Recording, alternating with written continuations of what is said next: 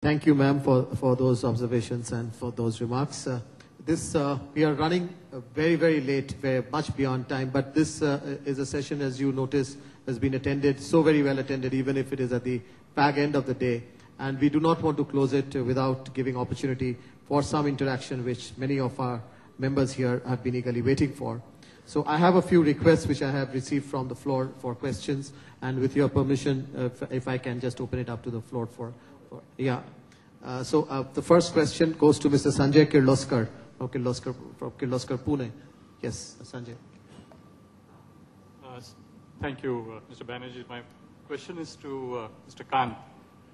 Since he was so enthusiastic, I thought I'd ask him the first question. Sir, the manufacturing sector has seen a bad year, and the capital goods sector has actually seen negative growth. What do you think that we together, industry and government, what are the three things that we should look at to restore manufacturing growth, to create those hundreds of millions or tens of millions of jobs, and to take manufacturing to 25% of GDP? Well, to my first and foremost, I think we need to create an ecosystem for manufacturing. And this would really, the key to this is to be able to ensure land, to be able to ensure electricity, to be able to ensure better labor laws. And to my mind, manufacturing is a function of these three ecosystems working together. And I think we need to crack that and to be able to ensure that all the other things which are listed down in the World Bank study, and there are a whole range of them, in each one of them, as I mentioned, that we need to work in partnership with the states to ensure that approvals are given much quicker, much faster, so that we benchmark against the best Indian states to be able to deliver that. The next question is to Mr. Narendran. There he is, Managing Director of Tata Steels. Good evening. My question is to anyone who chooses to answer. You know, we talk of manufacturing and we talk of the investments that are required. Very often the India story is hinged on good demand. But what we don't appreciate enough sometimes is good demand is not necessarily good profits. You know, for capital intensive industries like us, which depend a lot on the raw materials, depend a lot on the land, the cost of transactions are going up. The cost of operating and investments is going up. The cost of capital is the same. So, and one must appreciate that in India, the margins you need to make if you were to recover the cost of capital of 12 or 13 or 14 or 15% has to be significant as well. So when you look at capital intensive industries like us, and if you look at the steel industry, and I've had this conversation with the Secretary Mines as well, if we need to invest the $200 billion that the steel industry requires to invest over the next 10, 15 years to satisfy the requirement of steel in the country, you need investors who are going to spend that kind of money. And if you want the private sector to invest that kind of money, they're going to look at the returns. And this is going to be a big issue. And I feel that unless we fix some of these things, we are going to struggle to build capacity to satisfy the demand. And there is, in fact, a forecast which says that in 10 years from now, steel will be the biggest imports after oil. So this is something I think, and there are multiple ministries involved. It's not just one ministry. There are multiple ministries involved and multiple agencies we need to work with.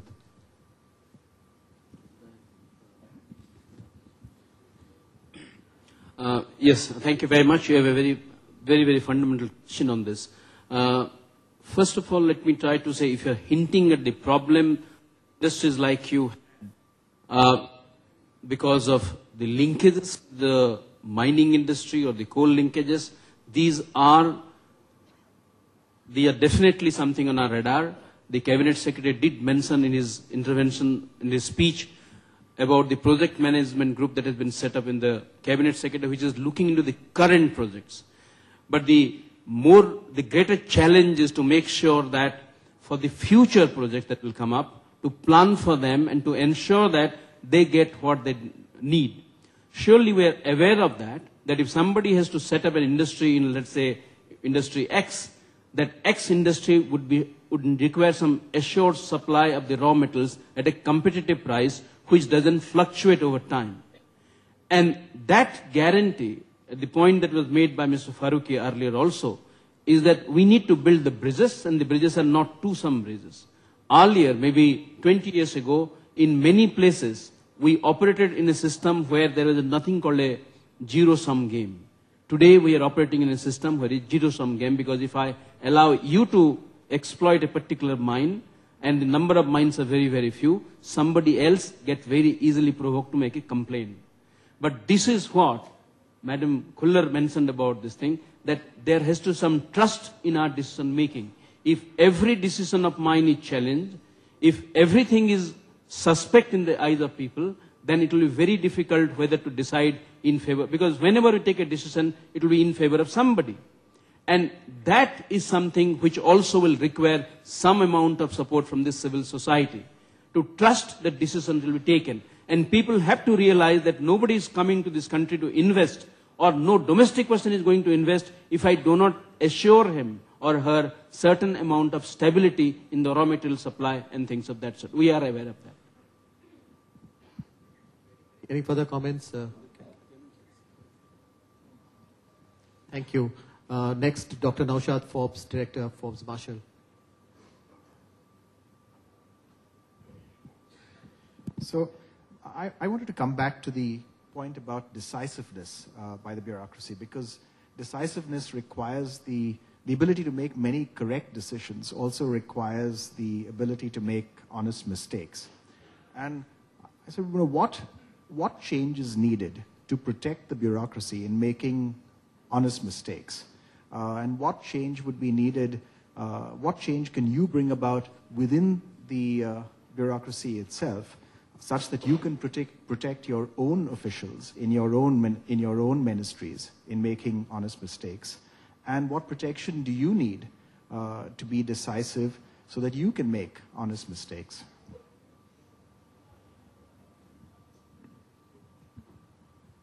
I think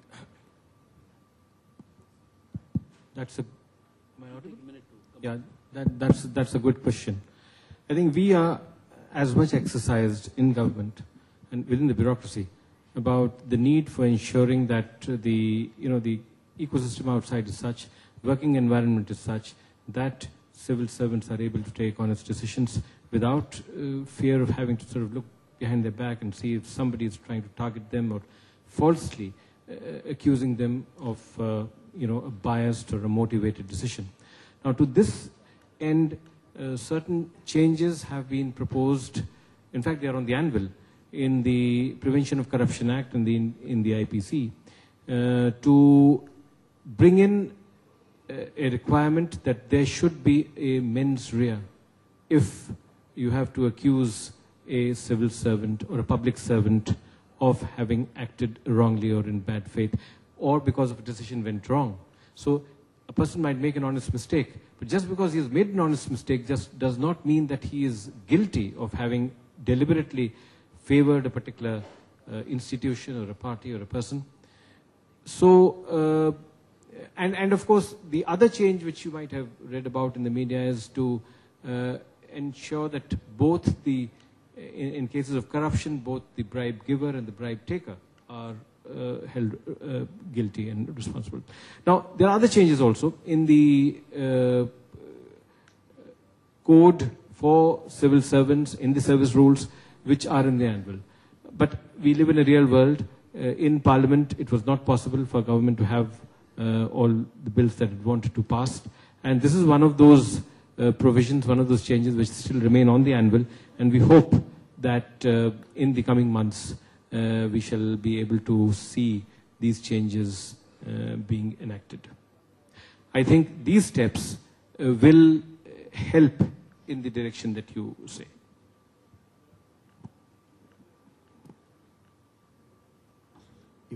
Now I'll turn to Mrs. Archana Bhatnagar, Managing Director of Highlight Chemicals from Madhya Pradesh. Good evening. From millions and trillions of dollars, I come down to crores. And obviously then that represents the micro and small enterprises. Being the president for the Madhya Pradesh Association of Women Entrepreneurs from Jabalpur, I deal with a lot of women at a micro and small level. And this question of mine or point of mine is related to credit inflow to these entrepreneurs. The Ministry of MSME, the government, SIDBI, has a very nice scheme with the Credit Guarantee Fund Trust scheme, where they finance an entrepreneur to the tune of 1 crore rupees without any collateral. It's a fantastic initiative. But after this 1 crore is financed to the enterprise starts growing. In 2 years' time, the money is repaid, EMI is paid, the growth is coming in. And when the entrepreneur goes back to the bank for funding of that same amount, they are denied. They say it's a one-time exposure of 1 crore. So what are we doing? We brought up an enterprise and now we are stunting the growth. We are killing the enterprise because no bank finances without collateral beyond 5 lakhs. So what does the unit do? I've been trying to make this point at many other forums also. I would request CII, MSME to take it. And of course, Mr. Madhav Lal, who's a very, very forthcoming person, has been very helpful and very open to all our associations and all our needs. But I think this needs to be addressed very, very thing. The limit should go up to 1-2 crores at least. How will the GDP increase? We have to look at the micro and small enterprises. They're drivers of growth, drivers for employment, for everything. So let us not stunt their growth. And it is a very sad story that units are actually without growth. Either they close down or they, go bad. So what can we do on that?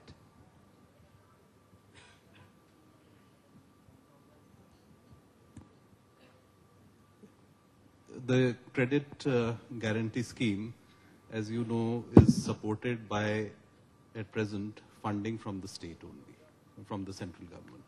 SIDBI is, of course, contributing. And it is a program which was started maybe 8 or 10 years back. In the initial stages, even the offtake from the banks for the scheme was very low. Over a period of time, we have been getting a very good response. And the amount of credit which has been given by the banks under this program has multiplied several fold. Now the question is that we have a corpus and that corpus is supporting credit guarantees which obviously are limited by the extent to which the corpus exists. There are, of course, a number, and any loan, in fact, up to 1 crore of rupees qualifies and is automatically covered. In fact, all loans up to a certain limit are automatically covered, and beyond a certain limit, if the person who's taking the loan can get a coverage under the scheme. There are various other methodologies under which the credit guarantee cover is extended by other countries. In most countries, it requires an appraisal. In our country, there is no separate appraisal for a credit guarantee. So we are looking at ways in which we can expand the credit guarantee for those enterprises which have been doing well and which are duly appraised. But given the limited corpus that is available, you will appreciate that it is not possible to just increase the coverage for all the enterprise, say to 2 crores or 5 crores as is being demanded. So, I mean, it is something, successful. Successful also, the banks are looking at how the enterprise has been performing, and it is not necessary that a bank should seek collateral guarantee based on the cash flows and the performance of an enterprise. So this is something which we have to look at as to how we can extend the coverage under the credit guarantee fund, but by perhaps introducing a system of appraisal which doesn't exist at present. It is done at the level of the bank which is advancing the loan. We have time for one last question, and I'll request the gentleman here. Thank you, sir. I am Ravinder Singh. Sir, my question is to all the panelists. Sir, in 1999, I purchased a 5-liter washing machine. It cost $800. The same size washing machine imported from China, delivered to the homes, cost only $160. How we are going to compete? How our, bullet containers, will be improving our, exports? So this is a very, very big challenge. We need to restructure our entire economic system. We have to plug all our, tax leakages. For example, I met one friend, he was telling me about Ponti Chadda's business, He told me, about 500, when we pay 500 rupees as taxes to the government, we pay to the, to the retailers. Only 50 rupees, go into the account of the government.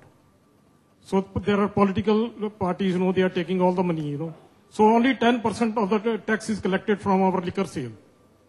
I mean, these kind of big loopholes are there, there is a huge tax evasion.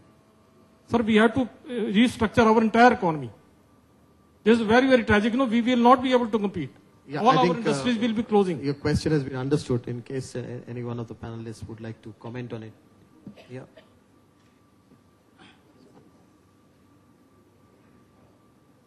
Thank you for asking a very good question. The fundamental rule in trade is that everybody benefits. Somebody sells because somebody buys. Why is it that I am importing a particular thing? I am importing that because that is cheaper for me. So therefore, we should not be shying away from saying that if a particular thing we are not as efficient, that line of business shall close down. But let me answer in a jocular way. I just got last Sunday evening, I got an SMS from a friend of mine, a good photo, which says that I didn't know that Sundays are also manufactured in China. They don't last very long. Therefore, if you look at the quality, equal amount of quality, I would think that if the quality is competitive, we should not shy away from buying from anybody. India is no longer a defensive country. I was the Director General Foreign Trade for 42 months. We have tried to say I was DG Foreign Trade, I was not DG Export. We are not defensive about import. If the quality is good, we will import. But the point is, many times we cannot enforce standards in our country because we do not have domestic standards. WTO rule does not permit me to impose a standard which is not mandatory for the domestic product. How many of you are willing to come with us and say, yes, we will be participating with you to determine a standard? Quality is one of the things that we are awfully lacking. Therefore, it is not, yes, I can be dissatisfied with many things in the world. But the question is, I must direct my dissatisfaction to do something which is productive. Just to give vent to my frustration and to say that things are very, very bad, we shall go nowhere. Let's go for the cocktails.